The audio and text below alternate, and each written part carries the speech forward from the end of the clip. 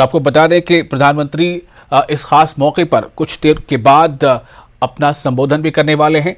हम सीधे आपको वहां ले चलेंगे, उनका संबोधन भी सुनाएंगे, लेकिन फिलहाल आगे बढ़ते हैं और कश्मीर की खबरों पर नजर डालते हैं। साबिक वज़ीर आला जम्मू कश्मीर गुलाम नबी आज़ाद कांग्रेस पार्टी को अलविदा कहने के बाद जम्मू के बाद वादी चनाब के दौरे पर आज भदरवा के भाला इलाके में पहुंचे। बड़ी तादाद में आज़ाद हिमायती लीडरान और अवाम ने मीटिंग में शिरकत की।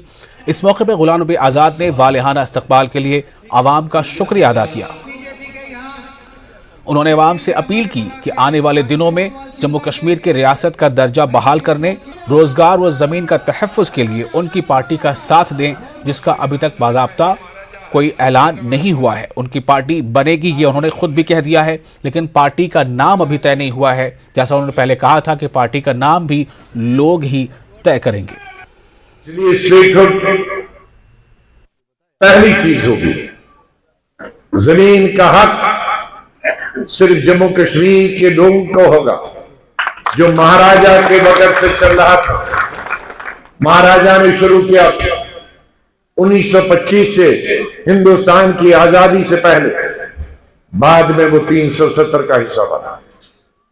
हमारी स्टेट में सिर्फ जम्मू कश्मीर के लोग नौकरी कर सकते हैं। ये भी महाराजा हरि सिंह के जमाने से, और बाद में ये 370 का हिस्सा बना। कहेंगे कि अभी फिर आपने तू मैं सोनिया गांधी और राहुल गांधी के खिलाफ क्यों किया? इसलिए आपने अगर देखा होगा, मैंने जो उनको खत लिखा था, मैंने खत पे ही अपना सब कुछ कह दिया था।